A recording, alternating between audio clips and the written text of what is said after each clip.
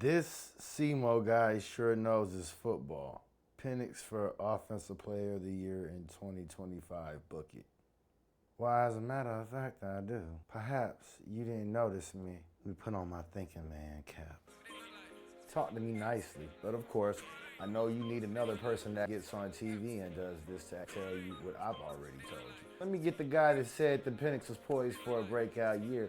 You can hear what he said about Penix even before the draft. The best quarterback in this year's draft class at reading pre and post snap is also Michael Penix Jr. I know it sounds like a Michael Penix Jr. love fest, but it's because what he was asked to do. Yes, they pushed the ball down the field, but it's the volume with which they did that makes him have to work the pre and post snap. You'd be shocked if we were talking about Michael Penix Jr. as a top 5 quarterback at the end of this season. Top 10-ish, something like that. I certainly can see Michael Penix there. Came in the last 3 games of the season, and he looked really freaking good. He was spectacular. That and 2 other appearances, his ability to throw the ball vertically, and his ability to read defense. What's going on, family? It's your boy SEMO the C Mitchell. And he checked in with another episode of the Falcons Bird Bath. You catch us on YouTube, Facebook, TikTok, and Instagram. And if there's a platform you want to see us on, let us know. Much love to those who rocking with Bird Bath Nation. And if there's something that you want to know about, let us know down in the comments. Hit that like and subscribe button down below. The Falcons lost their recent preseason game, and there's a lot of people upset about that. And I'm going to tell you why you shouldn't be. But first and foremost, our question of the day is, what are your expectations for the Falcons this season? Is it a winning record? Is it making the playoffs? For me, I think for the Falcons to make it a successful season, they at least need to have a winning record. But I believe you want to see them at least make the playoffs as well, too. Of course, every year the prize is to win the Super Bowl. And I'm not being complacent. I'm not being easy on them. I just understand that building a championship actually takes a little bit of time. And we're not too far off, I don't honestly think. A lot of fans who are upset that we've actually lost 2 preseason games in a row. And honestly, I don't think you should be making a big fuss about it. I believe half the teams that actually made the playoffs last year had a losing preseason record. And 2 of those teams lost all their preseason games. Steelers, the Chiefs. The other half of the teams had a winning record. Of course, a greater percentage of teams with a winning record actually made the playoffs, but I don't think that from year to year you can actually give us a 1-to-1. I believe teams that are the most successful in the NFL and make the playoffs are the ones that use the preseason to look at specific team building. I believe that the Falcons had 2 separate agendas. For one, they had guys who were still trying out for the team and still trying to make a roster slot, specifically at wide receiver, which we will get back to later, as well as running back and different guys who could be potentially special teamers. On defense, I believe that the Falcons wanted to get a lot more reps to some of their younger guys and get those guys into conditioning. James Pearce Jr., Brandon Dorlus, Zach Harris, these are guys they believe that they're going to have to lean on a whole lot this year, and I believe they wanted to get them a lot of reps and not get them as much rotation as they would normally have, just so they could be ready for the first game of the season. I believe that they think these guys needed a little bit more seasoning. Jalen Walker was out with a groin injury, and he's been battling a few soft tissue injuries. So I believe that they're going to actually lean on James Pearce Jr. a lot more. There was also a Braylon Trice sighting, and Braylon Trice looked pretty good out there. James Pearce Jr. and Brandon Dorlus continued to look great. Both of those guys were out against the run. Brandon Dorlus has done a really good job of block shedding, and James Pearce as well. A lot of times where he's setting the edge and actually stopping a lot of those and squeezing the running lanes on a lot of the running plays, and that's what you really want out of your edge defender. That's something that we were missing a lot last year. I like that Brandon Dorlus has a high motor and he's using his hands a lot as well too. As for James Pearce Jr., he really worked a lot more on converting his speed to power. Like, check this play out right here. James Pearce Jr. moves so fast that the offensive lineman overcompensates, and before he can even set his feet, James Pearce Jr. is actually taking 2 steps. Guy is off balance. Next thing you know, he's getting driven back. Let's cover one of the earlier plays with not only James Pearce Jr., but also some of the other guys in there as well. If you look at this play right here, James Pearce Jr. actually takes an inside rush. He starts off really good with his first step, really has a guy balance. In college, he's used to being able to set guys up and go for that inside move, but in the NFL, he's going to have to be a little bit more judicious in how he actually does that. In this scenario, he does beat the guy, but in the NFL, these guys are veterans, and they're just going to move you out of the way a little bit. He has a one-on-one, and you want him to be able to keep the outside contained.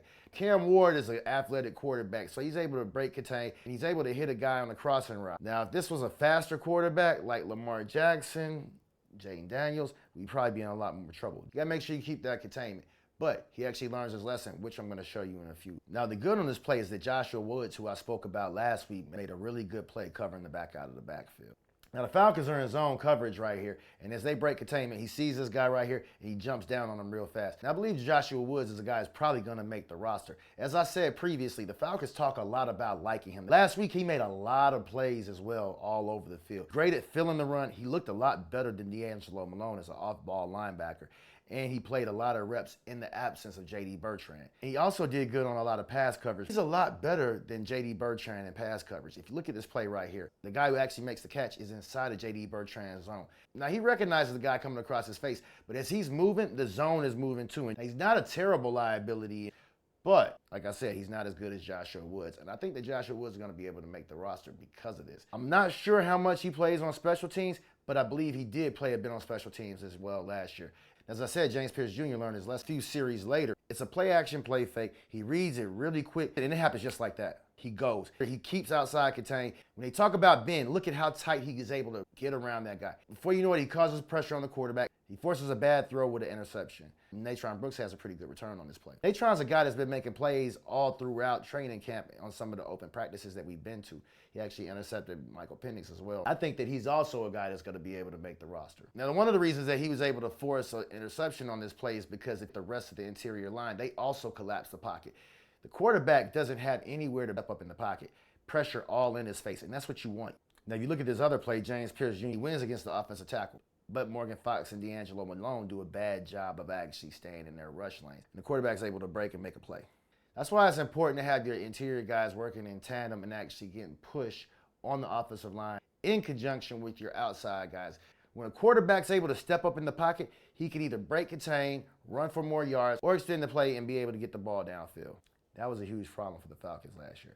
But for the most part, a lot of our guys are doing a really good job of winning their one-on-one. Anytime some of these guys are getting double teamed, we have guys who are actually getting home in their one-on-ones, and they're actually causing a lot more havoc. And even though we didn't have any sacks, we had our defense being very disruptive. You want your defense causing pressure, but pressure can be a quarterback just breaking containment and being able to make a play.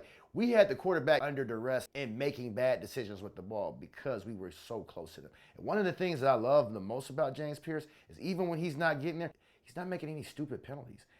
He's not getting a roughing the passer. He's not hitting a guy late. In the old school football mentality in me wants to see him putting the quarterback on the ground. But you keep beating your guy enough and you're right there in his face, that quarterback starts to eventually see ghosts. Do you feel like our pass rush has done enough to gain your trust and belief that we're going to be more improved this year?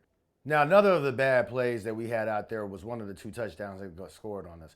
This was on a pass play. We were in cover 2, and Jordan Fuller's actually out there as safety. He really doesn't do too bad of a job. I'd like to see the interior guys get a little bit more rush on him. But the quarterback puts a gutsy pass out there and just kind of throws it up. And the tight end is a big target. He makes a pretty good play on the ball. Jordan Fuller is supposed to be deeper than the deepest guy. Now, this looks like cover 2 or it's cover 2 man. Or they could be in some type of cover 2 sink where if the guy goes vertical, the cornerback goes with him instead of just playing the flats. Now, it appears as though he thinks that guy is going to get beat. But he should have been compensating for the slot guy because that's a safety covering him right there. He's not necessarily in bad position, but he should have been a little bit more over the top of that guy.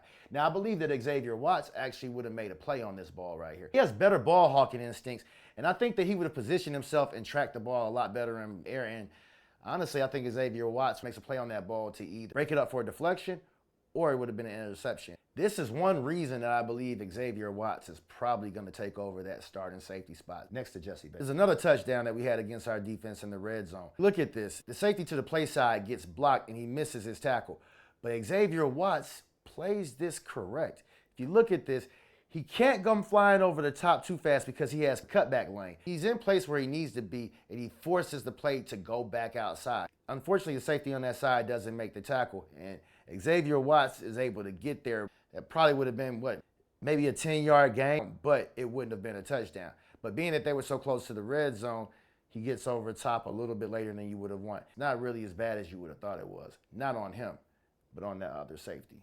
But these are just 2 plays and instances of why I think that Xavier Watts is probably going to take over that starting safety position. He just seems to be a more instinctual player, and he's more in position to be able to make plays. You guys tell me in the comments, though, who do you think is the second best safety besides Jesse Bates in both pass coverage and in the run game that is not a liability in either of them? Offensively, Chris Blair stood out for the second game in a row. He actually scored another touchdown. And I believe he's a guy who can actually make the final 53-man roster. Casey Washington did not play this game, and as far as we know right now, he's taking over that starting role as the Z receiver across from Drake London. in the absence of Darnell Mooney. Could have a bearing on how many receivers that the Falcons keep. We have big receivers and we have fast receivers, but we don't have a lot of guys that are both. Chris Blair is 6'2", over 200 pounds, and he's able to get downfield and he can run across the middle. The Falcons did, however, just cut DJ Shark. I'm not sure if that's an indictment on DJ Shark or a vote of confidence of the Falcons receiving core that they have. But they feel better about the young receivers as opposed to actually going outside of it. Nathan Carter looked really great out there. I'm not sure how many running backs we're going to keep. Probably going to be only 3, but we could keep them on the practice squad, and you never know. Running backs get hurt a lot in this league. Backup tight ends, one of our blocking tight ends, Tegan Quinteriano, made a great special teams play on kickoff team. Caused a fumble and a fumble recovery. Making those type of plays make you that much more valuable to the roster. Being a guy that can block in the running situations as a tight end and even do some great pass blocking, because we are going to be running a lot more play action, is going to be valuable for us. I believe we're going to run a lot of 2 tight end sets, and I believe we're going to want to run 3 tight end sets as well. Being a guy who also makes plays on special teams all but guarantees you a spot. Tight end is one of those positions where you want to have guys on the special team. Teams don't like carrying backup or reserves that aren't special teamers. Clark Phillips is a guy who could be in danger of losing his roster spot because he doesn't play special teams. And the Falcons actually reserved a spot for him last year. But with the shortage of spots that we have this year, we might lean toward guys who are contributing in multiple facets of the game, if they're offensive or defensive players. And that is what keeps you around. Hey guys, that's our show for today. If you love what we're doing, like I said, hit that like and subscribe button. Tap in the comments, let us know what you guys are thinking. Stay tuned for the rest of my analysis throughout the rest of the preseason. We only have one more preseason game, and before you know it, we're right there playing the Bucs for the first game of the season. C-Mo to C. Mitchell, Point Game Official, checking out, baby.